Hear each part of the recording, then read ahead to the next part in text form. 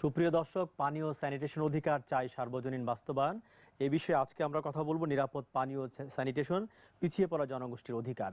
এই বিষয়ে কথা বলবার জন্য আমাদের সঙ্গে আছেন এস এম এ রশিদ, নির্বাহী পরিচালক, NGO forum for public health. আপনাকে স্বাগত জানাচ্ছি। আমাদের সঙ্গে আছেন ডাক্তার দিবালক সিংহ, নির্বাহী পরিচালক, দুস্থ স্বাস্থ্য কেন্দ্র। আপনাকে স্বাগত আজকে আলোচনায়। আমাদের সঙ্গে আছেন দাকুপ উপজেলা পরিষদ খুলনা থেকে জয়ন্ত রানী সর্দার, সাবেক উপজেলা ভাইস চেয়ারম্যান। দিদি, আপনাকে স্বাগত জানাচ্ছি।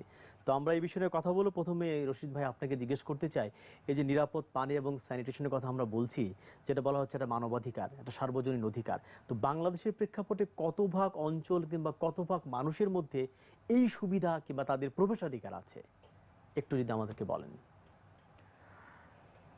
2010 সালে জাতিসংঘ কর্তৃক পানি এবং স্যানিটেশনকে মানুষের অধিকার হিসেবে স্বীকৃতি দেওয়া হয়েছে এবং বাংলাদেশ সরকারও কিন্তু এখানে স্বাক্ষরদাতা একটি দেশ। কিন্তু এরপরে আরও প্রায় 4 বছর অতিবাহিত হয়েছে, কিন্তু আমাদের দেশের আজকের যে বিষয়টি নিয়ে আমরা আলোচনা করব, যে দুর্গম এবং পিছিয়ে পড়া অঞ্চলের জনগোষ্ঠী, ঠিক তাদের জন্য আমাদের দেশে সার্বজনীনভাবে সবার জন্য, সকল জনপদের সব মানুষের জন্য কিন্তু নিরাপদ পানীয় জল সরবরাহ এবং স্যানিটেশন সুবিধা নিশ্চিতকরণের ক্ষেত্রে এখনও অনেক ধরনের বৈষম্য রয়ে গেছে। আমরা অনেক ক্ষেত্রে অনেক পিছিয়ে রয়েছে। এখন আপনি যেটা জানতে চাচ্ছেন যে সেই বৈষম্যের মাত্রাটা কেমন, মানে কত ভাগ পেয়েছে, কত ভাগ? আমি যদি এভাবে দেখি যে আমাদের দেশে জাতীয়ভাবে আমাদের নিরাপদ পানীয় জল প্রাপ্তির সুবিধা প্রায় 81% মানুষের কাছে রয়েছে এবং স্যানিটেশনের সুবিধা রয়েছে 56% মানুষের জন্য। কিন্তু আমাদের দেশের যে অঞ্চলগুলোকে আমরা দুর্গম এবং পিছিয়ে পড়া অঞ্চল হিসেবে বিবেচনা করছি এবং এটি কিন্তু ইতিমধ্যে গভর্নমেন্ট কর্তৃক স্বীকৃত এবং তার একটি পৃথক কৌশলপত্র তৈরি হয়েছে। সেই অঞ্চলগুলো হচ্ছে মূলত যেমন চর এলাকা, যেমন হাওর এলাকা, সমুদ্র উপকূলবর্তী এলাকা, পাহাড়ি এলাকা, বন্যাপ্রবণ এলাকা, খরাপ্রবণ এলাকা এবং আমাদের দেশের একটি বিশেষ এলাকা যেখানে মূলত আমাদের চা শিল্প গড়ে উঠেছে। সেখানে যে শ্রমিকেরা কাজ করে, সেখানে মিলিয়নস অফ শ্রমিক কিন্তু কাজ করে এবং তারাও অনেকটা মানবেতর জীবনযাপন করছে, অনেকটা পিছিয়ে আছে। তাদেরকেও এই পিছিয়ে পড়া জনগোষ্ঠীর আওতায় রাখা বিবেচনা করা, কিছু ক্রাইটেরিয়া বিবেচনা করে সারা বাংলাদেশের প্রায় 1144টি ইউনিয়নকে এই পিছিয়ে পড়া এবং দুর্গম পিছিয়ে পড়া অঞ্চলের আওতায় ফেলা হয়েছে। জি, ডাক্তার দিবালক সিংহ, আপনি যদি বলেন এই বিষয়ে। এখানে দুইটা বিষয় আমি বলতে চাই। একটা হলো যে আপনার এই যে মানে জাতিসংঘ যে ঘোষণা করেছে যে এটা একটা মানবাধিকার, এখন এই মানবাধিকারটা বাস্তবায়িত হচ্ছে কি হচ্ছে না, সেইটার জবাবদিহিতার কোনো ফ্রেমওয়ার্ক কিন্তু এখনো নাই। এখন একটা জবাবদিহিতার ফ্রেমওয়ার্ক দরকার, যাতে এটা কোনো সরকার করছে, কোনো সরকার করছে না, তো আপনি তাকে কিভাবে, মানে যদি আমার অধিকার হয় আর অধিকার যদি আমি না পাই তাহলে আমি কার কাছে যাব, সেটার এটা একটা দিক। আর আমাদের দেশের বাস্তবতায় যদি আপনি প্রথমে দেখেন, তাহলে এটার কতটুক বাজেট আসছে পিছিয়ে পড়া জনগণের জন্য, অর্থাৎ আমাদের দেশের বাজেটের ধরেন একটা বৃহৎ অংশ, প্রায় 70% চলে যাচ্ছে নগর এলাকার জন্য, নগর এলাকার ভিতরে আবার চলে যাচ্ছে আপনার ঢাকা শহরের জন্য। আর পিছিয়ে পড়া যদি আমি একটা মানে অঙ্কের ফিগারে বলি, তাহলে গড়ে 897 টাকা আছে মাথা পিছু। হ্যাঁ, তার মধ্যে ধরেন চর এলাকার লোকের জন্য আছে 12 টাকা মাথা পিছু। এখন উপকূলীয় এলাকার লোকের জন্য আছে 191 টাকা মাথা পিছু। চট্টগ্রামের মানে পার্বত্য অঞ্চলের জন্য আছে 25 টাকা মাথা পিছু। তাহলে তো বিরাট বৈষম্যের মধ্যে এই সমস্ত এলাকার লোকজন বসবাস করতেছে। এবং আমরা বলবো যে উপকূলীয় এলাকায় একদিকে তো মানে পানির দুষ্প্রাপ্যতা, এবং তারপরে সেইখানে যদি আবার আপনার বাজেটের কোনো বিধান না থাকে, তাহলে তো মানে পরিস্থিতি কতটুকু গুরুতর হতে পারে আপনারা নিশ্চয়ই অনুমান করতে পারছেন। সুতরাং এই যে বৈষম্য সৃষ্টি হচ্ছে, একটা হলো শহর এবং গ্রামের, আরেকটা হলো মানে আমাদের দেশের যা বাজেট আছে সেটার মধ্যে বেশিরভাগ চলে যাচ্ছে শহর এলাকার জন্য, বড় শহরের জন্য, এবং তার মধ্যে রাজধানী শহরের জন্য। এবং রাজধানী শহরের জন্য কোথায় হচ্ছে, এখানেও আবার বৈষম্য অন্যদিক।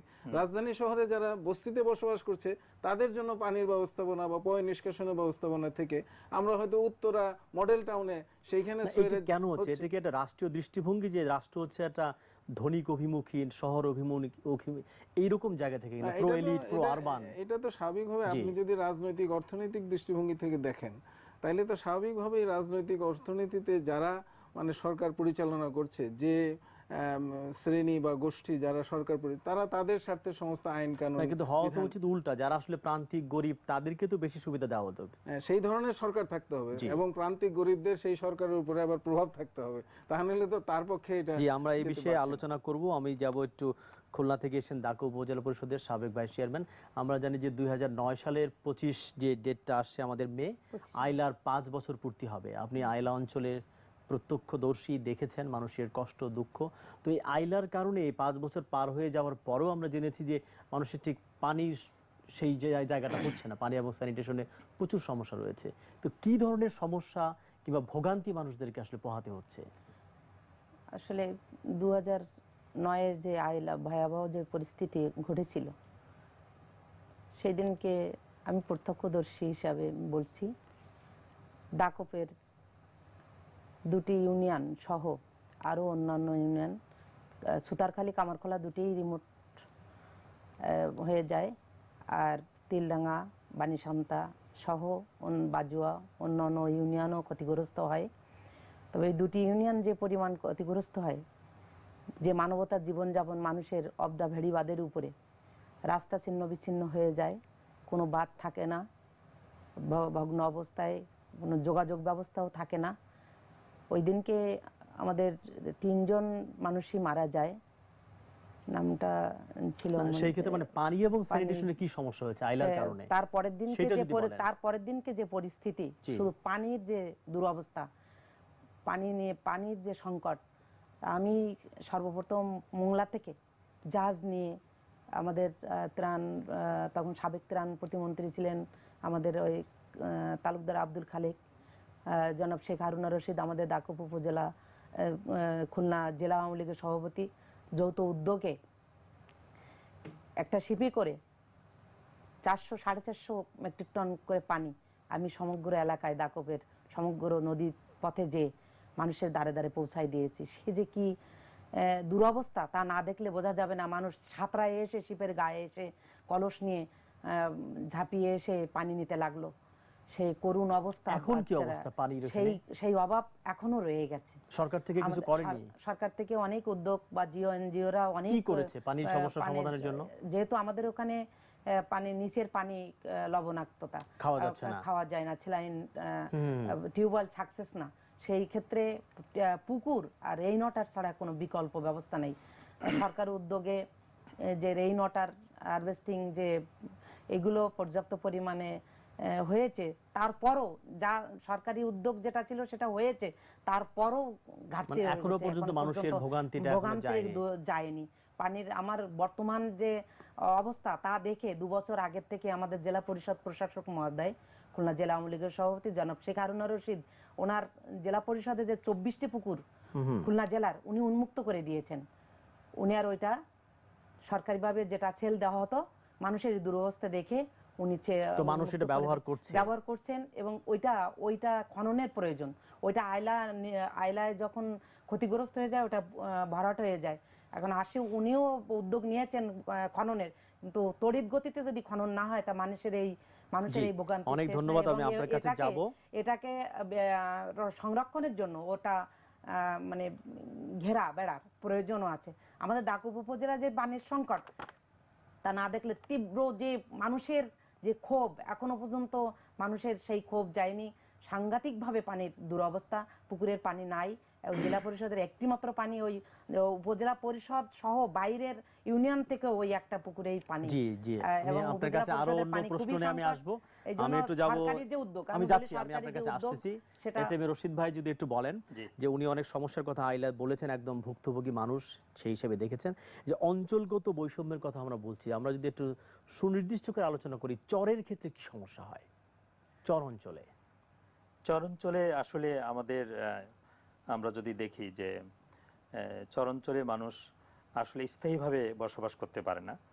আমাদের দেশে যেহেতু এটা নদী বিধৌত একটি দেশ, এবং সাম্প্রতিক সময়ে আমাদের কি বলবো যে আমাদের উজান থেকে পানির যে ফ্লো, সেটা কিন্তু অনেক, পানির প্রবাহ অনেক কমে যাওয়াতে আমাদের প্রবহমান নদীগুলোতে কিন্তু অপেক্ষাকৃত অনেক বেশি চর পড়ছে।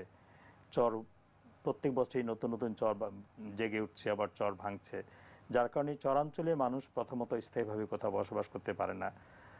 সেই কারণে তাদের জন্য যে স্থায়ীভাবে আমরা নিরাপদ পানীয় জল এবং সেচের ব্যবস্থা দেব, সেটি আমাদের জন্য একটি অনেক বড় চ্যালেঞ্জ। আরেকটা অঞ্চল হচ্ছে হাওড়া, হাওড়ের ক্ষেত্রে বিশেষ কি সমস্যা হয়? হাওড়ের ক্ষেত্রে এটি একটি ভূপ্রাকৃতিক বৈশিষ্ট্যগত সমস্যা। এটি হাওড়ে একটা বছরের বেশিরভাগ সময় এখানে পানিতে নিমজ্জিত থাকে বেশিরভাগ এলাকা, এবং যার কারণে মানুষের সাধারণ যাতায়াত এবং যোগাযোগ সহ নানাবিধ অসুবিধা এখানে থাকে। এবং নিরাপদ পানীয় জল, বিশেষ করে স্যানিটেশনের ব্যবস্থার ক্ষেত্রে যে পর্যাপ্ত জায়গার প্রয়োজন এবং যে ধরনের টেকনোলজিতে আমরা সেখানে স্যানিটেশন ব্যবস্থা দিতে পারি, সেগুলো পর্যাপ্তভাবে এখন পর্যন্ত আমরা উদ্ভাবন করতে পারিনি। এদিক থেকে আমরা অনেকটা পিছিয়ে আছি। মানুষের যদি আমরা আমাদের জাতীয়ভাবে আমাদের শতকরা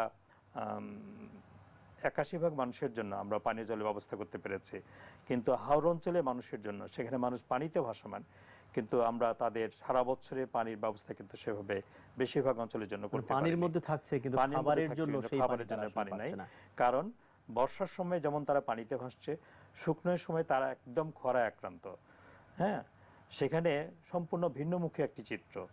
তো এই যে একটা ভূপ্রাকৃতিক বিশেষ একটি অবস্থা সেখানে বিদ্যমান, এই অবস্থাটিকে বিবেচনা করে আমরা সেখানকার কনটেক্সট অনুযায়ী আমরা কি ধরনের প্রযুক্তি নিয়ে তাদের কাছে যেতে পারি, সেটি নিয়ে আমাদের আরো অনেক। জি, ডক্টর দেবালার সঙ্গে যদি বলা যে প্রবল খরা আক্রান্ত যে অঞ্চল, সেইখানে কি ধরনের সমস্যা হয় যেখানে প্রচন্ড খরা হচ্ছে? তো হলো আপনার আমাদের পানির স্তরটা নেমে যাচ্ছে। জি, আমরা যেহেতু মূলত মানে আমাদের খাবার পানির জন্য আমরা সারা দেশব্যাপী যদি দেখি, তাহলে আমরা এক সময় আসলে টিউবওয়েল যে টেকনোলজি, সেটাকে আমরা মানুষকে উৎসাহিত করেছি। কারণ এক সময় ছিল আমাদের উপরিস্থিত পানি আমরা ব্যবহার করতাম, এবং পুকুর, জলাশয় ইত্যাদির পানি ব্যবহার করতাম। পরে যখন এটার সাথে রোগের সংক্রমণ দেখা দিল, তখন আমরা ব্যাপকভাবে আমরা জনসাধারণকে প্রচার করলাম যে আসলে টিউবওয়েলের পানি পান করলে সেটা নিরাপদ এবং স্বাস্থ্যের জন্য ভালো, আমাদের রোগ বালাই কমে যাবে। কিন্তু এটার ফলে একটা ঘটনা ঘটেছে যে একদিক থেকে পানির স্তর নেমে যাচ্ছে, অন্যদিকে আমাদের জন্য একটা সমস্যার সৃষ্টি হয়েছে, যেটা আমরা 80-র দশকের শেষ দিক থেকে আমাদের নজরে আসছে, সেটা হলো আর্সেনিক। এবং আমাদের বাংলাদেশে প্রায় 2 কোটি লোক এখন এই আর্সেনিক আক্রান্ত সংক্রমিত পানির ব্যবহার করতে বাধ্য হচ্ছে। হ্যাঁ, এবং মানে আপনার সবচেয়ে যেটা বড় বিষয় যে 2003 সালে আমরা এই আমাদের দেশে যত এই ধরনের টিউবওয়েল আছে, আমরা সেগুলি লাস্ট স্ক্রিনিং করেছি, শেষ স্ক্রিনিং করেছি। তারপরে আমরা এখন পর্যন্ত করি নাই। 2007 সালের পরে থেকে আমাদের কোনো সেই ধরনের প্রকল্পই নাই। এবং আমাদের কথা ছিল যে সরকার তার পক্ষ থেকে আর্সেনিক আক্রান্ত জনসাধারণের জন্য বিশেষ প্রকল্প গ্রহণ করবেন। এই যে উনি বললেন, যেমন ওনাদের এলাকায় আপনার পানির সমস্যা, অর্থাৎ লবণাক্ততা বেড়ে গেছে, অর্থাৎ আমাদের জলবায়ু পরিবর্তনের কারণে নদীর ভিতরে পানি লবণাক্ত হয়ে গেছে। এখন ওই সমস্ত এলাকায় আবার সমুদ্র উপকূলের কারণে, আবার ওই সমস্ত এলাকায় অনেক জায়গায় আপনার মানে আপনি যে পাথর কেটে নিচে যাবেন সেটাও সম্ভব হচ্ছে না, অর্থাৎ টিউবওয়েল বসানো সম্ভব হচ্ছে না। তাহলে পুকুরের পানি আপনি ব্যবহার করতে পারেন, এবং পুকুরের পানি ব্যবহার করার ক্ষেত্রে ওই সমস্ত এলাকার মানুষ পন্ডস অ্যান্ড ফিল্টার, এক ধরনের ফিল্টার ব্যবহার করছে। এটা যথেষ্ট জনপ্রিয় হয়েছে, এবং সেইটা কিন্তু সেটার একটাই সমস্যা, সেটা লবণাক্ততা দূর করতে পারছে না। সুতরাং সেই জায়গাগুলিতে আমাদের কিন্তু দৃষ্টি দিতে হবে যে আমরা এই যে রশিদ ভাই যেটা বলছিলেন যে আরো অন্যান্য ধরনের প্রযুক্তিগত বিষয়গুলি আমাদেরকে সামনে এলাকা কোথায় চিহ্নিত করা হচ্ছে যে প্রবল খরা আক্রান্ত এলাকা বাংলাদেশের কোন জেলাগুলো? খরা আক্রান্ত উত্তরের জেলাগুলি মূলত আমরা খরা আক্রান্ত, যেখানে মানে বৃষ্টিপাতের পরিমাণ কম। জেলাগুলোর নাম যদি একটু বলেন। ধরেন ঠাকুরগাঁও থেকে যদি আপনি অগ্রসর হন, পঞ্চগড়, ঠাকুরগাঁও, দিনাজপুর, এই অঞ্চলের জেলাগুলি আপনি যত আসবেন ততই সেগুলিতে খরা আক্রান্ত। আর উল্টো দিক থেকে বন্যা প্রবণ এলাকা হিসেবে কোন কোন জেলাগুলোকে চিহ্নিত করা যায়? বন্যা প্রবণ এলাকা এখন তো আসলে বন্যাটা কিছুটা আমরা এই ইদানিং কালের সময় বন্যা খুব আমরা এখন লক্ষ্য করতে পারছি না, কিন্তু সেই অর্থে নিচের অববাহিকায় অর্থাৎ মেঘনা, ব্রহ্মপুত্র এবং যমুনা এই তিনটার নিচের অববাহিকায় যে সমস্ত জেলাগুলি আছে সেগুলি হলো বন্যা কবলিত বেশি হচ্ছে। এবং এখানে আরেকটা জিনিস এই সময়কালে আমাদেরকে আক্রান্ত করেছে, সেটা হলো জলাবদ্ধতা। অর্থাৎ যেহেতু পানিগুলির অভিগম্যতা কমে গেছে, নদীগুলির অভিগম্যতা যেহেতু কমে গেছে, সেগুলি বিভিন্নভাবে ভরাট হয়ে গেছে, সুতরাং অল্প কিছু পানি আসলে বর্ষার সময় সেটা আমরা ভবদহের ক্ষেত্রে দেখেছি, সাতক্ষীরা তালাতে 7-8 মাস ধরে পানিবদ্ধ মানুষ, জলাবদ্ধ মানুষ বাস করতে বাধ্য, তাদেরও সুপেয় পানির সমস্যা। এবং সেটা যে শুধু সমস্যাটা এরকম নয় যে আপনি ওইখানে শুধু ড্রেজিং করলেন তাহলে সমস্যা হবে না, কারণ সমস্যার অন্য দিক হলো ড্রেজিং করে আপনি সেই পলি কোথায় রাখবেন, 1 নম্বর। 2 নম্বর কথা হলো যে যদি প্রবাহ না থাকে এবং ভারতের সাথে যদি আপনি সেই নদীর প্রবাহের বিষয়গুলি সমাধান না করতে পারেন, 54টি নদীর যে অভিন্ন যোগাযোগ না করতে পারেন, তাহলে তো আপনি এই সমস্যার সমাধান করতে পারছেন না। অন্যদিকে আমরা বলছি যে জলবায়ুর পরিবর্তন হচ্ছে, যদি জলবায়ুর পরিবর্তনের কথাটা আমরা ধরে নিই যে মানে এইটাই সত্য, তাহলে অল্প করেও যদি সমুদ্রের মানে পানির উচ্চতা বাড়তে থাকে তাহলে তো আপনার জলাবদ্ধতা ওইদিকে পানি তো নামতে পারবে। এ নিয়ে আমরা আরো কথা বলবো, এই পর্যায়ে ছোট্ট বিরতি নেব। প্রিয় দর্শক, আপনারা দেখছেন নিরাপদ পানি ও স্যানিটেশন, পিছিয়ে পড়া জনগোষ্ঠীর অধিকার। আমাদের সঙ্গে থাকুন, ছোট্ট বিরতি নিচ্ছি, ফিরছি এখনই।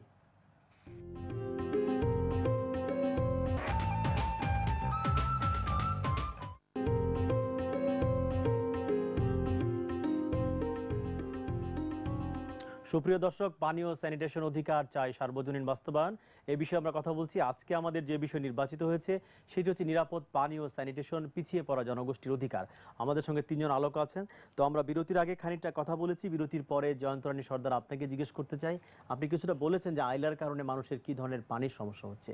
তো এখন বর্তমানে যে অবস্থা হয়েছে খুলনা সাতক্ষীরা অঞ্চলে পানি এবং স্যানিটেশন, এই ল্যাট্রিন ব্যবহারের ক্ষেত্রে যদি আরেকটু বিশদভাবে বলেন যে কি ধরনের সমস্যায় তারা পড়ছে এবং সরকার এবং এনজিও থেকে কি ধরনের সুবিধা তারা পাচ্ছে। শুধু খাওয়ার পানির সংকট নয়, আমাদের কৃষির জন্য পানির সংকট। আইলার সময় যে খালগুলো ছিল, খালগুলো ভরাট হয়ে যাওয়াতে কৃষি যে আমাদের ফসল তরমুজ, আমাদের ডাকপ উপজেলায় বাজুয়া ইউনিয়ন, এখানে প্রচুর পরিমাণে রবি শস্য উৎপাদন হয়, সেখানে খালগুলো পূরণ হয়ে যাওয়াতে খাল খননের একান্ত প্রয়োজন। পানি সংকটের জন্য ফসল কৃষকরা লাগাতে পারছে না, এখানে পর্যাপ্ত পরিমাণ ডাকপে খাল খননের প্রয়োজন। এবং আমরা সরকারি খালগুলো উন্মুক্ত করার জন্য যেটা ছেল দেওয়া হয় ওটা উন্মুক্ত রাখার জন্য অনেক প্রস্তাবনা এনেছি, এবং এটা সরকারি উদ্যোগে এটা যদি না করা হয় তা কৃষক খুবই ক্ষতিগ্রস্ত হচ্ছে, কারণ ওটা ইজারা দিলে যারা ইজারা নেয় সেটা ওই পানি প্রতিবন্ধকতা সৃষ্টি করে, জাল ধরে মাছ ধরার জন্য। এই জন্য কৃষকের জন্য এই খালগুলো উন্মুক্ত রাখা একান্ত প্রয়োজন। আমরা এগুলো সরকারের কাছে দাবি দাবা জানিয়েছি। এখন সরকারের যে মহৎ উদ্যোগ, এগুলোকে যদি স্থানীয় পর্যায়ে স্থানীয় প্রশাসন সহ স্থানীয় উপজেলা পরিষদ, ইউনিয়ন পরিষদ, চেয়ারম্যান, মেম্বার সবাই মিলে এর কার্যকারিতা বাস্তবায়নে একমাত্র তাদের উদ্যোগ একান্ত প্রয়োজন। এনজিওরা অনেক কাজ করছেন, সরকারি উদ্যোগের সঙ্গে এনজিওরা অনেক কাজ করেন। তারপরও আমি বলবো যে পানির সংকট, তা পর্যাপ্ত পরিমাণে মানুষের এই পানির সংকট দূরীভূত করতে হলে প্রতি পরিবারে পানির যে রিজার্ভার, যেটা ওই যে গাজি ট্যাঙ্কি আছে, এই গাজি ট্যাঙ্কি রেইন ওয়াটার প্রত্যেক পরিবারের জন্য একান্ত প্রয়োজন। কারণ পুকুর খনন করে অনেক দূর থেকে পানি আনা, এই যে প্রতিবন্ধী, তারপর শিশুরা, মায়েরা যখন জল আনতে যায়, পানির জন্য পানি আনতে যায়, তখন বাচ্চাদেরও সঙ্গে নেয়।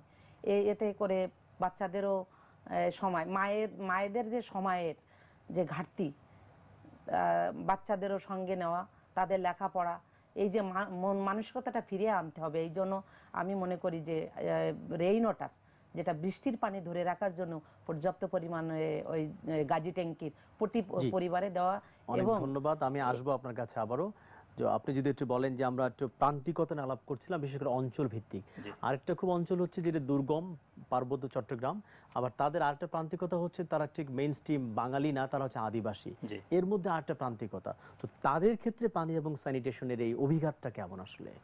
আপনি খুব চমৎকারভাবে বলেছেন যে এখানে প্রান্তিকতার মাত্রাটা, অর্থাৎ আজকের আমাদের যেটা আলোচনার মূল বিষয় যে দুর্গম এবং পিছিয়ে পড়া জনগোষ্ঠী নিয়ে আমরা আলোচনা করছি, সেক্ষেত্রে পার্বত্য চট্টগ্রামের যে বিভিন্ন জাতিসত্তার মানুষ, এখানে প্রায় 13টি জাতিসত্তা আর মানুষ বসবাস করছে।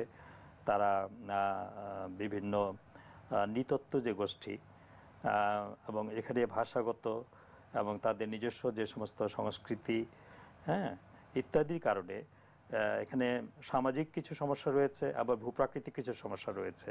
আমরা যদি পানি এবং স্যানিটেশন এর সুবিধা অসুবিধার বিষয়টিকে বিবেচনা আনতে চাই, মূলত সেই এলাকা আমাদের পিস অ্যাকর্ডের আগেই, শান্তি চুক্তির আগ পর্যন্ত সেই এলাকায় আসলে উন্নয়নের কোনো কার্যক্রমই সূচিত হয় 97 সালের আগে, জি, তার আগ পর্যন্ত। তো সেটি একটি দীর্ঘ বঞ্চনার ইতিহাস, আমি সেই অধ্যায়ে যাব না। কিন্তু তারপর থেকে যে সীমিত পর্যায়ে যে কার্যক্রম শুরু হয়েছে, সেই কার্যক্রমও দিকে যদি আমরা একটু নজর দেই, তাহলে সেটা প্রয়োজনের তুলনায় কতটুকু হচ্ছে, শুধু পানি এবং স্যানিটেশন সেক্টরই নয়, অন্যান্য সেক্টরেও কিন্তু এই বিষয়টি ভেবে দেখার মতো। আমি পানি এবং সেক্টরের বিষয়টি নিয়ে যেহেতু আমরা কাজ করি, আমি এই বিষয়টি একটু তুলে ধরতে চাই যে এই দুর্গম এবং পিছিয়ে পড়া অঞ্চলের যদি আমরা মাত্রাটা চিন্তা করি, যে মানুষের সাফারিংটা কোন পর্যায়ে রয়েছে, ভালনারেবিলিটিটা কোন পর্যায়ে রয়েছে, তাহলে আমার কাছে মনে হয় যে এই পার্বত্য অঞ্চলে মানুষের যে ভোগান্তিটা, এটা সবচেয়ে বেশি মাত্রায় রয়েছে। অর্থাৎ আমরা যখন স্থানীয়ভাবে কাজ করতে গিয়ে যখন দেখছি যে এখনও সেখানে আমরা অনেক এলাকা পাচ্ছি যেখানে শতকরা 20 ভাগ মানুষের কাছে স্যানিটেশনের কোনো সুবিধায় পৌঁছায় নেই, শতকরা 40 ভাগ মানুষের জন্য পানীয় জলের কোনো ব্যবস্থাই নেই। এবং এখানে পানীয় জল সরবরাহের ক্ষেত্রে এখানে আবার ভূপ্রাকৃতিক যে সমস্ত সমস্যা রয়েছে, যে পানির উৎস বলতে মূলত আমরা 3টে উৎসকে বিবেচনা করি। একটি হলো ভূগর্ভস্থ পানি, একটি হলো ভূপরিস্থ পানি, আরেকটা হলো বৃষ্টির পানি।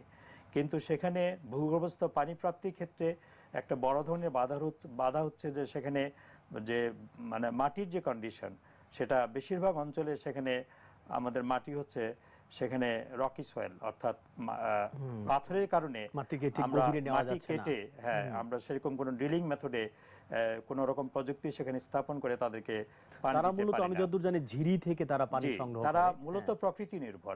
তারা তাদের যে প্রাকৃতিকভাবে যে সমস্ত ছোট ছোট ঝিরি খাল, সেগুলোর পানি তারা সংগ্রহ করে এবং তারা তাদের মতো করে তাদের ইন্ডিজিনাস নলেজ অনুযায়ী, সেই নলেজ অনুযায়ী সেগুলোকে তারা ব্যবহার করে।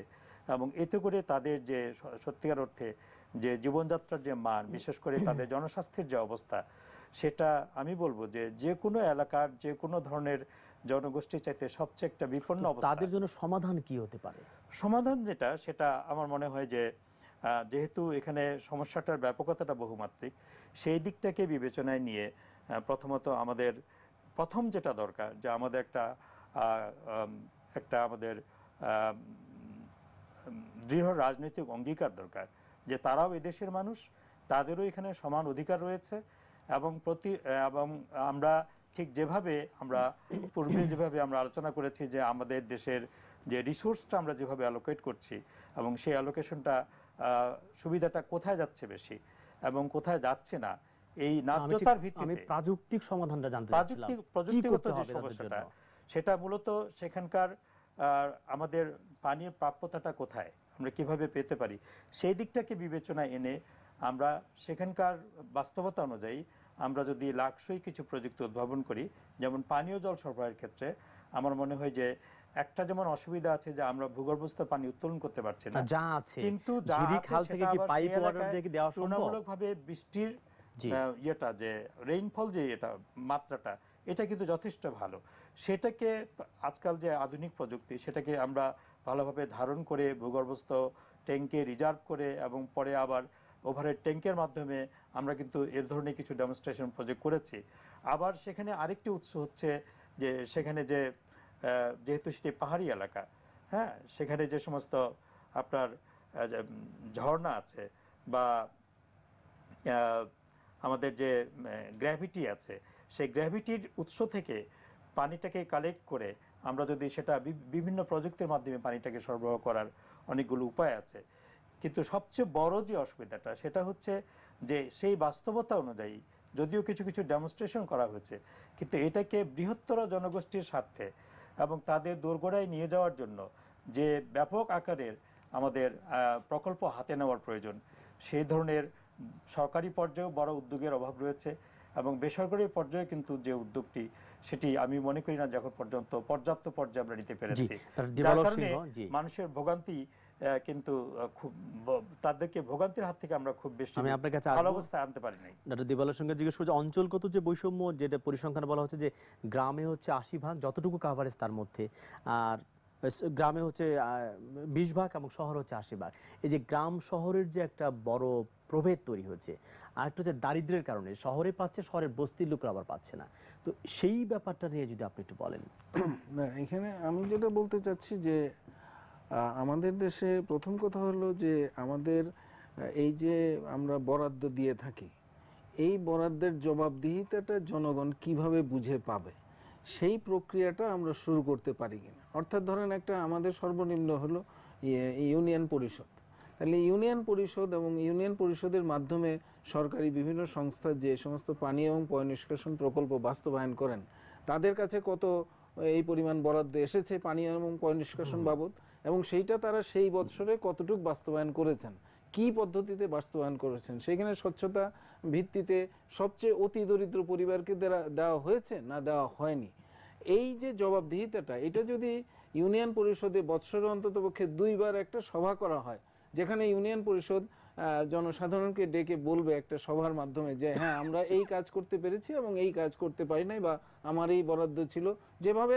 শুরুতে একটা বার্ষিক পরিকল্পনা যখন গ্রহণ করা হয় সেটা তো আজকাল জনসাধারণের জন্য উন্মুক্ত করা হয় যে আমার এই বছরের পরিকল্পনা, এই বাজেট বরাদ্দ, এই আমি এই কাজ করব। ঠিক আছে, আপনি 6 মাস পরে আবার বলেন যে আমার এই বাজেট বরাদ্দ ছিল এবং সেটা আমরা এইটুকু করতে পেরেছি বা করতে পারি না। এটা হলো একটা দিক। আরেকটা দিক হলো যে আমাদের এই যে আমরা যে কৌশল এর কথা বলছি, সরকারের যে কৌশল আছে যে আমরা পিছিয়ে পড়া বা যেখানে দুর্গম এলাকা, সেই সমস্ত এলাকায় যেখানে পানি এবং পয়ঃনিষ্কাশন সেবা নেই বা কম বা আমাদের দেশে পাচ্ছে না মানুষ, সেই সমস্ত এলাকায় আমরা কৌশল নিয়েছি যে সেই সমস্ত আমরা মানে বিশেষভাবে দেখব। তাহলে সেই বিশেষভাবে দেখার জন্য তো বিশেষ প্রকল্প গ্রহণ করতে হবে এবং সেই বিশেষ প্রকল্পে অবশ্যই বরাদ্দ রাখতে হবে। সামনে বাজেট আসছে, আমাদের অর্থমন্ত্রী যদি সেটাকে বলেন যে আমার বাজেটে এই যে বাজেটে পানি পয়ঃনিষ্কাশনে এই হলো বাজেট লাইন, যেটা এখন নাই, সেই বাজেট লাইন দেওয়া হোক এবং বাজেট লাইন দিয়ে বলা হোক যে সেটার ভিতরে একটা সাব লাইন হলো আমি বিশেষ প্রকল্প নিচ্ছি স্যানিটেশনের জন্য, বিশেষ প্রকল্প নিচ্ছি আর্সেনিকের জন্য, এবং সেইটা যে সমস্ত এলাকা, সেটা চর এলাকা বলেন, সেটা হাওর এলাকা বলেন, সেটা উপকূলীয় এলাকা বলেন, সেটা আপনার শহরের বস্তিবাসীর জন্য বলেন বা দলিত জনগোষ্ঠীর জন্য বলেন, যে আমরা এই তাদের জন্য করছি এবং এই হলো সেটা পরিষ্কার বর্ণনা। তাইলে কিন্তু একটা মেকানিজম সৃষ্টি হয়, যে মেকানিজমের ভিত্তিতে মানুষ এটা পরিবীক্ষণ করতে পারবে যে বছরের 6 মাস পরে গেলে যে এটা কি হচ্ছে কি হচ্ছে না। এবং আরেকটা জিনিস আমি বলতে চাই, সেটা হলো যে আমাদের দেশে আপনার 4,70,00,000 লোক দরিদ্র সীমার নিচে বাস করে, তার মধ্যে 2,60,00,000 লোকের অতি দরিদ্র। সরকার যদি একটা মানে রিপোর্ট প্রতি বছর প্রকাশ করে যে এই বছরে কিন্তু আমি পানি ও পয়ঃনিষ্কাশন সুবিধা বঞ্চিত অতি দরিদ্র 2,60,00,000 লোকের মধ্যে এত লক্ষ লোককে আমি কিন্তু ইতিমধ্যে পৌঁছে গেছি, তাইলে কিন্তু আমরা বুঝতে পারি যে সরকারের যে সমস্ত মানে কমিটমেন্ট থাকে, যে আমরা যে রাজনৈতিক নেতাদের বক্তৃতা যেগুলি শুনতে পাই সেইটা বাস্তবায়ন হলো, এটা আমরা বুঝতে পারলাম। যে তাইলে উনি যে ওনার এলাকার জনপ্রতিনিধি হয়েছিলেন, তাইলে উনি পরিষ্কারভাবে ওনার জনসাধারণের সামনে যদি বলেন যে হ্যাঁ আমরা এই বরাদ্দ পেয়েছিলাম এবং এই বরাদ্দের মধ্যে এতগুলি অতি দরিদ্রের কাছে পৌঁছানোর কথা ছিল এবং সেটা পাওয়া গেছে, এবং অতি দরিদ্ররাও যাতে বলতে পারে, তারও যাতে অংশগ্রহণের সুযোগ থাকে যে হ্যাঁ আমি অতি দরিদ্র হইলেও এই ইউনিয়ন পরিষদের সামনে আমি এটা বলছি যে এটা সম্ভব হয়েছে বা এটা সম্ভব হয় নাই। এইভাবে যদি আমরা অগ্রসর হতে পারি তাহলে এই জিনিসগুলি কিন্তু সবার জন্য একটা স্বচ্ছতা নিয়ে আসবে যে আসলে ঘটনাগুলি প্রোগ্রেস করছে বা জি অনেক ধন্যবাদ জয়ন্তরানী সর্দার। আপনি যদি বলেন যে বিশেষ করে নারীর ক্ষেত্রে, শিশুর ক্ষেত্রে এবং প্রতিবন্ধী তাদের জন্য বিশেষ কি ব্যবস্থা নেওয়া যেতে পারে তাদের পানি এবং স্যানিটেশন নিশ্চিত করবার জন্য? মানে তারা তো অসহায়ের চেয়ে আরো বেশি অসহায় হয়ে বেশি যাচ্ছে। অসহায় আসলে বলতে হয়। ভাই যে কথাটা বলছেন যে ভাইয়ের কথাই শেয়ার করছি যে মধ্যবিত্ত পরিবার যে আর পিছিয়ে পড়া যে তৃণমূল পর্যায়ে যে অসহায় দুস্থ পরিবারগুলোই কিন্তু বেশি সংকটাপন্ন। প্রভাবশালী মহল থেকে এই যেগুলো আমাদের সরকারি যে উদ্যোগগুলো নেওয়া হয় তা আমি জনপ্রতিনিধি হিসাবে যেটা আমার প্রত্যক্ষদর্শী, প্রভাবশালী মহলে এইগুলো বেশি মানে গরিব প্রান্তিক মানুষরা আসলে এটা পাচ্ছে না খুব, মানে এইটা সেই পূর্ণাঙ্গভাবে সেটা হচ্ছে না। এই জন্য প্রতিবন্ধী যেটা শিশু প্রতিবন্ধী, তারপরে শিশু এবং মায়েদের যে অসুবিধা সেটা ভাই যেটা বলছেন যে ওইভাবে সরকারি উদ্যোগ নিয়ে ওইটা প্রতি বছর যে কত পার্সেন্ট পেয়েছেন এটার যদি জরিপ করে নেওয়া হয় তাহলে মনে হয় এটা তাদের বন্টনের ক্ষেত্রে খুবই ভালো হয়। আর যে স্থানীয় সরকার, ইউনিয়ন পরিষদ, উপজেলা এদেরকে কিভাবে সম্পৃক্ত করা যায় এই কাজে? এই কাজে তাদের উদ্যোগটাই আসলে বেশি হতে হবে, আগ্রহী হতে হবে বেশি, কারণ বাস্তবায়নের ক্ষেত্রে স্থানীয় সরকার ছাড়া, স্থানীয় সরকারের জনপ্রতিনিধি ছাড়া এগুলো বাস্তবায়নের সম্ভব হয় না। জিও এনজিওরা যে কাজগুলো করে সেই কাজগুলো ইউনিয়ন পরিষদের চেয়ারম্যান মেম্বারদের সঙ্গে শেয়ার করে অনেক যদি সাথে সঙ্গে রেখে কাজ করা হয় তাহলে সেগুলো মনে হয়। অনেক দুর্নীতির খবর যে আমরা পাই যে মেম্বার চেয়ারম্যানরা ঠিকমতো কাজ করে না, বরাদ্দ টাকা মেরে দেয়, এরকম অভিযোগ তো আছে অনেকের সম্পর্কে। অভিযোগ থাকে, অভিযোগ শোনা হয় কিন্তু বাস্তবে সেটা হয় না। আপনিও তো অনেক ভালো ভাইস চেয়ারম্যান ছিলেন, অনেকের সম্পর্কে তো এরকম আছে তাই না? জনপ্রতিনিধি হিসাবে কাজ করার মন মানসিকতা জনপ্রতিনিধির তার যে এরিয়া, তার হোমল্যান্ডে কাজ করার উদ্যোগ থাকে কিন্তু সেটা সে বাস্তবায়ন করার চেষ্টা করে। তারপরও অনেক ক্ষেত্রে সেগুলো বাস্তবায়ন হচ্ছে না, সেটা প্রয়োজন। আমি যেটা বলতে চাচ্ছি এই ক্ষেত্রে আমাদের ইউনিয়ন পরিষদের কতগুলি উপপরিষদ আছে, 13টি বিভিন্ন সাবজেক্টের 13টি উপপরিষদ আছে, পানীয় পয় নিষ্কাশন আছে, সেইটাতে স্থানীয় জনসাধারণের মধ্যে থেকে সেটা সরকারের পরিপত্র দেওয়া আছে, সেই কমিটিগুলি আসলে কাজ করে না। সেই কমিটিগুলিকে সক্রিয় করতে হবে যাতে ইউনিয়ন পরিষদের জবাবদিহিতাগুলি নিশ্চিত করা যায়। এটা হলো মানে আপনার যেগুলি আমরা বলছি যে দুর্নীতি হয় কি হয় না, এবং সেই দুর্নীতিটা প্রতিরোধের ব্যাপারে জন অংশগ্রহণ এবং জন অংশগ্রহণ নিশ্চিত করার মাধ্যমে এই দুর্নীতি থেকে আমাদের বেরিয়ে আসতে হবে। এটা একটা দিক আমি বলতে চাই। আরেকটা দিক হলো এই সমস্ত বিশেষত উপকূলীয় এলাকায় যেহেতু পানিতে লবণাক্ততা বেশি, সুতরাং সেই লবণাক্ততার জন্য দেখা যাচ্ছে যে যারা গর্ভবতী মহিলা তারাও কিন্তু এই ধরনের পানি পান করতে বাধ্য হচ্ছেন, এবং বাধ্য হওয়ার ফলে তাদের কিন্তু দেখা যাচ্ছে যে ব্লাড প্রেশার বাড়তেছে, তাদের মানে গর্ভ অবস্থা জনিত যে সমস্ত জটিলতা সেইগুলি বেড়ে যাচ্ছে। এটা হলো আরেকটা দিক। তৃতীয় যে দিকটা যেটা মানে আপনার তার ভালনারেবিলিটি ইংরেজিতে বললে, সেটা হলো যে ওই এলাকার বেশিরভাগ পুরুষ আইলার পরে তারা তাদের জমি যেহেতু হারিয়ে গেছে, তারা জমি যেহেতু চাষ করতে পারছে না, সুতরাং তারা কিন্তু ঢাকা, খুলনা, বরিশাল বড় বড় শহরে চলে যেতে বাধ্য হচ্ছে, সেইখানে চাকরি করছে, সেখানে কাজ করছে, বাড়িতে রেখে যাচ্ছে তার স্ত্রী, তার সন্তান, তার অন্যান্য আত্মীয় স্বজনকে। হ্যাঁ, তারা কিন্তু স্ত্রী এবং শিশু সন্তানরা তারা কিন্তু একটা নিরাপত্তাহীনতার মধ্যে ওইখানে থাকছে, ওইখানে মহিলাদের একটা নিরাপত্তাহীনতা কিন্তু সৃষ্টি হচ্ছে। এবং এমনকি খুলনা এলাকাতে আমি যতটুকু খবর রাখি অনেক লোক চলে যাচ্ছে ভারতে থাকছে 5, 6, 7 মাস, তারপরে আবার আসছে, এবং সেখানে মানে এইভাবে জীবনের সাথে সমস্যার মাত্রিকতাটা অনেক বহুল, আসলে বহুল, এবং সেইখানে মহিলাদের সমস্যা বা নারীদের সমস্যা, এই বিভিন্ন মাত্রিক সমস্যা দেখা যাচ্ছে, স্বাস্থ্যগত সমস্যা দেখা যাচ্ছে, নিরাপত্তা সমস্যা, সামাজিক মাইগ্রেশনের সমস্যা তৈরি হচ্ছে, এইগুলি এসে যাচ্ছে। জি, এই বিষয়ে আমরা আরো কথা বলবো। প্রিয় দর্শক, আমরা আরেকটি ছোট্ট বিরতি নিচ্ছি। আমরা কথা বলছিলাম পানি ও স্যানিটেশন অধিকার চাই সার্বজনীন বাস্তবায়ন। আমাদের সঙ্গেই থাকুন, একটু পরেই আমরা ফিরে আসবো।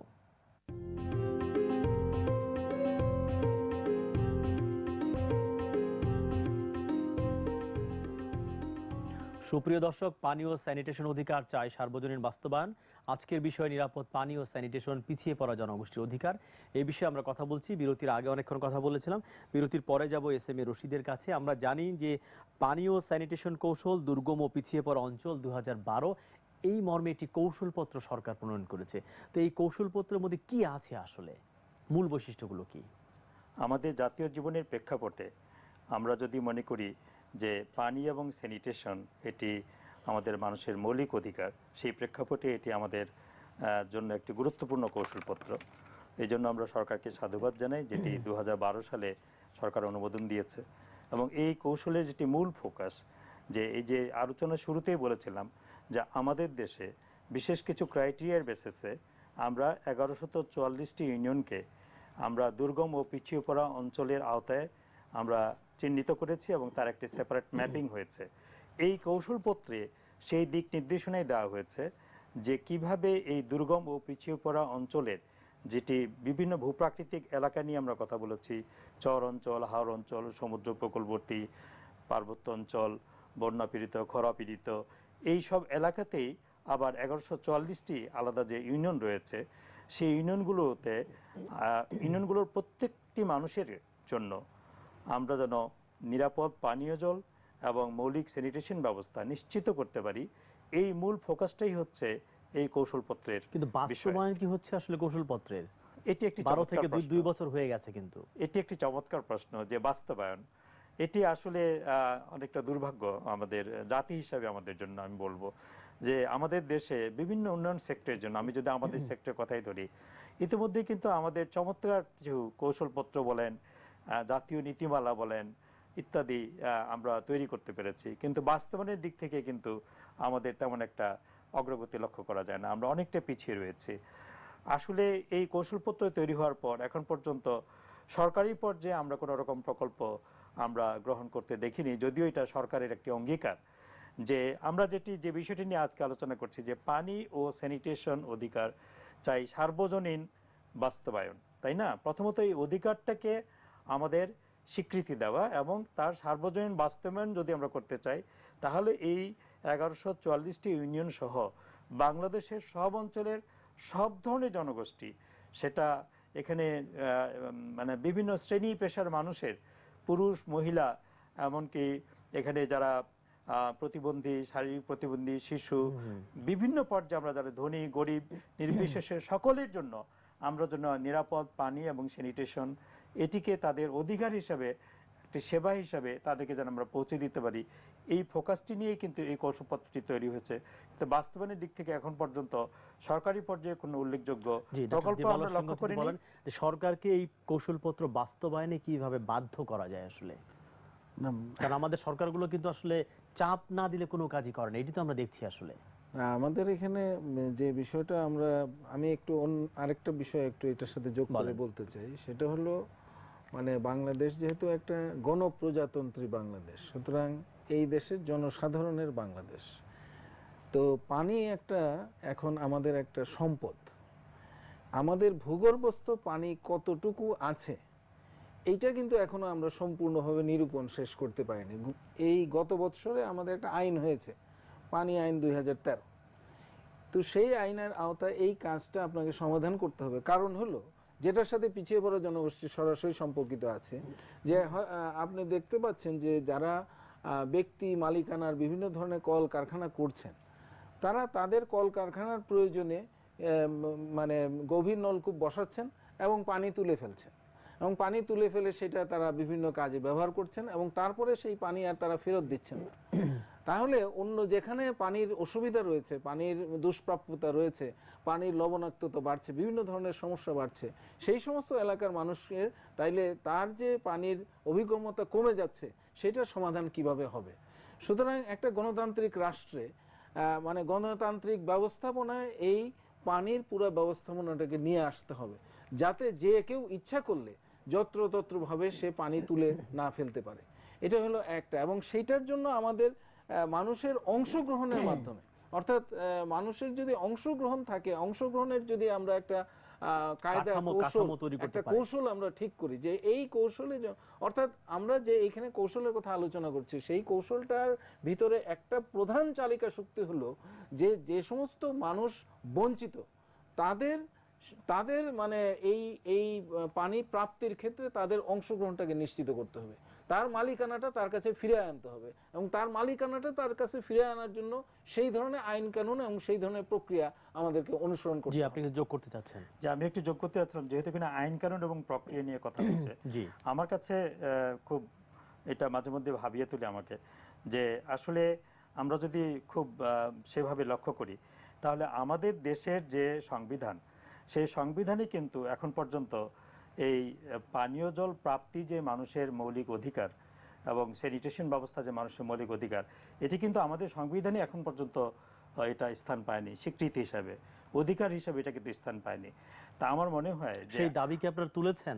সেই দাবিটা আমরা তুলছি এবং সেটা আজকের আলোচনার মাধ্যমে আমরা রাষ্ট্রীয় পর্যায়ে এবং যারা এই কাঠামোর সাথে এই প্রশাসন যন্ত্রের সাথে সম্পর্কিত, আমরা এই জোরালোভাবে এই দাবিটি তুলছি যে এটি আমাদের সংবিধানে স্বীকৃত হওয়া উচিত এবং এটি আমাদের প্রত্যেকটি মানুষের একটি মৌলিক দাবি এবং এই দাবিটি পূরণ না করলে মানবাধিকারকে লঙ্ঘন করা হবে। বিষয়টিকে ততখানি সেন্সিটিভিটি দিয়ে আমাদের বিবেচনায় নেওয়া উচিত এবং তাহলে আমাদের আইনের প্রয়োগ, আমাদের সুশাসন বলেন, সব কিছুই জবাবদিহিতা বলেন, সেটি নিশ্চিত হবে। এটি একটি বিষয়। আরেকটি বিষয় হচ্ছে যে আমি দিবালুকদা যেটি বলছিলেন তার সাথে একটু কমপ্লিমেন্ট করতে চাই, যে আমাদের এই প্রত্যেক বছরে আমরা বাজেট করছি, আমরা পঞ্চবার্ষিকী পরিকল্পনা করছি, আমরা কিন্তু ইতিমধ্যে সমস্যাগুলো চিহ্নিত করেছি। আসলে সমস্যার সমাধানে কতগুলো প্রক্রিয়া আছে, সমস্যাটার ধরনটাকে নিরূপণ করে আমরা যদি নিরূপণ করতে পারি তাহলে কিন্তু সমাধানের পথটা অনেকটা সহজ হয়ে যায়। কি হতে পারে আপনার সমাধানের জন্য যেটা এই যে পিছিয়ে পড়া প্রান্তিক মানুষদেরকে আমরা পানি স্যানিটেশন পৌঁছাতে চাই, কি করতে হবে বুলেট আকারে যদি বলেন আপনি? বুলেট আকারে যদি এক কথায় যদি বলি তাহলে তাদের জন্য আমাদের পৃথক বাজেট বরাদ্দ করার প্রয়োজন। আর কোনো পয়েন্ট? দ্বিতীয় পয়েন্ট যেটা হচ্ছে যে প্রত্যেকটি এলাকার যে ভালনারেবিলিটি, কারণ আপনি যে আলোচনা করেছেন আজকে আমরা যেটা জানলাম যে সমুদ্র উপকূলবর্তী এলাকার জন্য বিশেষ ধরনের ভালনারেবিলিটি রয়েছে, পার্বত্য অঞ্চলের জন্য বিশেষ ধরনের রয়েছে, আবার খরা প্রবণে বিশেষ ধরনের রয়েছে ইত্যাদি।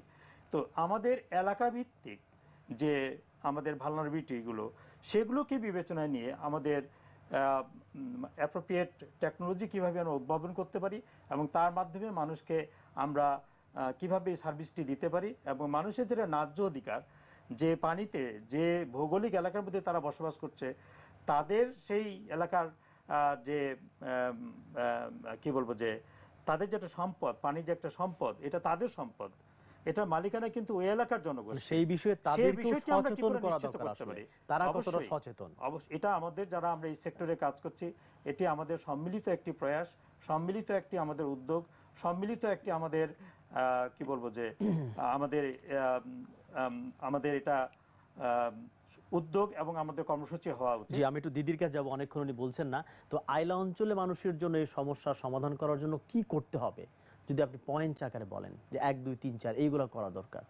এখন আমাদের উপকূলীয় অঞ্চল বলতে কয়রা, দাকব, ভাঙন কবলিত এলাকা, বেশিরভাগ নদী ভাঙনটাই বেশি ক্ষতিগ্রস্ত। কি করতে হবে আমি সেটা জানতে চাই। এখানে নদী ভাঙনের জন্য পর্যাপ্ত পরিমাণে যে নদীতে ব্লক ফেলে সেটা যদি স্রোত বন্ধ করা যায় তাহলে এটা উদ্যোগ সরকারিভাবে এখনো পর্যন্ত আমাদের এখানে হয়নি। আর এরপরে পানির জন্য একমাত্র রেইন ওয়াটার হারভেস্টিং প্রতি পরিবারের জন্য, এটা বৃষ্টির পানি ধরে রেখে সেটা ব্যবহার করতে হবে। আর এই যে প্রতিবন্ধী শিশু মায়েদের জন্য যে শিশু শ্রম, এটা বন্ধ করতে হবে। শিশুদের কোনো শ্রমে না যাতে না নিয়ে যাওয়া হয় এবং প্রতিবন্ধীদের যে ভাতা, তারপর মাতৃত্ব ভাতা, এগুলো প্রচুর পরিমাণে এটা বাড়াতে হবে। সরকারের কাছে আমাদের সেই দাবি হলো সেইটাই, যেটা বাড়ালে তাহলে শিশু শ্রম, প্রতিবন্ধী ভাতা, মাতৃত্ব ভাতা বা মেয়েদের যে বয়স্ক ভাতা, বিধবা ভাতা, এটাই এই সরকারের একমাত্র অবদান। এই সরকার, বর্তমান সরকার জননেত্রী শেখ হাসিনা এই ভাতাগুলো বাড়িয়ে দিয়ে মেয়েদেরও অনেকটা পরিশ্রমের থেকেও রেহাই পেয়েছে। তা আমি বলবো যে এটা একমাত্র সমাধান করতে হলে আমাদের পানির, বিশেষ করে পানির সমাধান করতে হলে এবং স্যানিটেশনের সঙ্গে গুরুত্বপূর্ণ হচ্ছে স্যানিটেশন। যে আইলার সময় যে আমাদের 100% যে স্যানিটেশন কভারেজ ছিল, সেটা আইলায় কিন্তু ধ্বংস হয়ে গেছে, সেটা এখনো কভার হয়নি। সেটা পিছিয়ে পড়া যে জনগোষ্ঠী, তাদের এখনো পরিপূর্ণতা আসেনি। এটা অনেক এই এনজিওরা কাজ করছে সরকারি উদ্যোগের মাধ্যমে। তা আমি বলবো যে এনজিও ফোরাম এনারা যে কাজ করছেন, যে পানি ধরে রাখার যে রেইন ওয়াটার হারভেস্টিং, এইটা যতটা সমাধান হয়েছে, আরো বেশি পরিমাণ যদি গাজী ট্যাঙ্কি এনজিও ফোরামের মাধ্যমে এইভাবে উদ্যোগ নেওয়া হয়, সরকারের উদ্যোগ থাকে, তাহলে মনে হয় মানুষের এই সমাধান আনা যেতে পারে। খুব দুই একটা বুলেট পয়েন্ট আর কি। প্রথম কথা হলো যে আমাদের যে পানি আইন, সেইখানে এইটা যে পানির উপরে এই দেশের মানুষের যে মৌলিক অধিকার বিদ্যমান, সেটা স্বীকৃত হয়নি, এটা ঠিক করতে হবে। 2 নম্বর কথা হলো পিছিয়ে পড়া জনগোষ্ঠী যে সমস্ত এলাকা আছে, অর্থাৎ আপনার চর এলাকা, হাওর এলাকা, বস্তি এলাকা, তারপরে আপনার পার্বত্য চট্টগ্রাম, এই সমস্ত এলাকায় বিশেষ প্রকল্প নিতে হবে। স্যানিটেশন এবং আর্সেনিক যারা আক্রান্ত 2 কোটি লোক, তাদের জন্য বিশেষ প্রকল্প গ্রহণ করতে হবে। আর তৃতীয় কথা হলো যে আপনার এই সমস্ত প্রক্রিয়াতে সাধারণ মানুষের, পিছিয়ে পড়া জনগোষ্ঠীর অংশগ্রহণ যাতে আমরা নিশ্চিত করতে চাই, সেই ধরনের একটা আইন এবং তার প্রক্রিয়ার বাস্তবায়ন, সেটা আমাদের করতে হবে। আর চতুর্থত আমি বলতে চাই যে এই যে কাজগুলি আমরা করব, ধরেন আমরা নিয়ে ফেললাম, তাহলে সেটার একটা পরিবীক্ষণ, যথাযথ পরিবীক্ষণের আমাদের প্রয়োজন। জি, অনেক ধন্যবাদ আপনাদের তিনজনকে। ইউনিয়ন না, পরিষদ, আসবার জন্য জনপ্রতিনিধি, আমি বলি জনপ্রতিনিধিদেরকে এখানে সম্পৃক্ত করতে হবে। অনেক ধন্যবাদ। আমাদের পানির জন্য ইয়াওছেডক অনেক কাজ করছে আমাদের ওখানে। জি, আর সময় 10 সেকেন্ড যদি আপনি বলেন। জি, খুব কম কথা, যেটা যে এখানে এটি একটি অনেক বড় বিষয়, এবং এরকম একটি বড় বিষয়কে যদি আমরা, যেহেতু সার্বজনীন অধিকারের কথা বলছি, সবার সমাধানের কথা বলছি, সেই জন্য এখানে সরকারি, বেসরকারি বিভিন্ন পর্যায়ে, এমনকি সিভিল সোসাইটির যারা আছেন এবং সমস্ত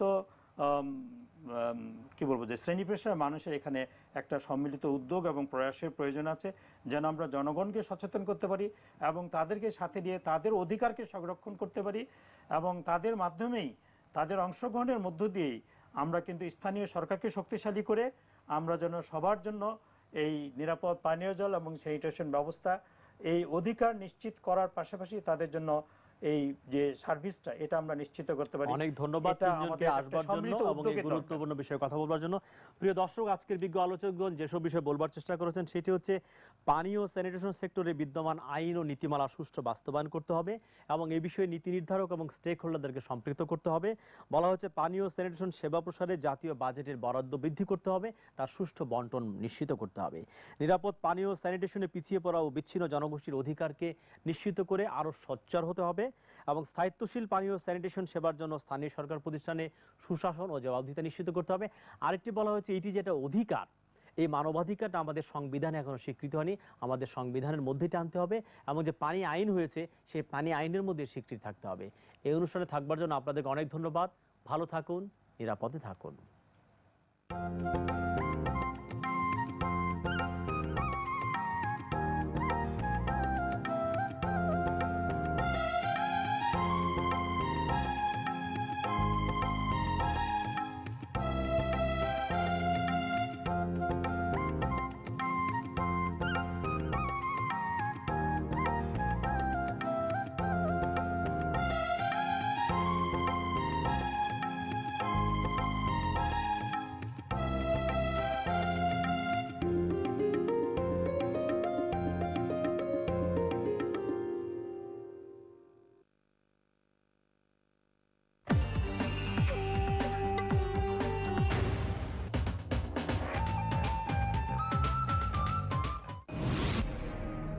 Koto presents Discover Thailand.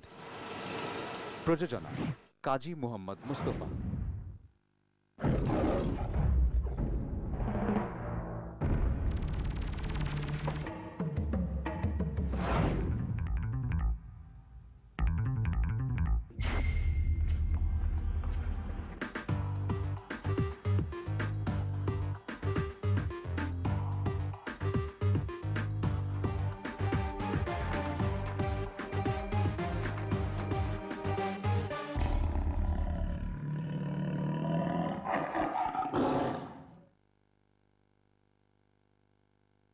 Lux অপরূপ মুহূর্ত টেলিফিল্ম রিমঝিম বৃষ্টি।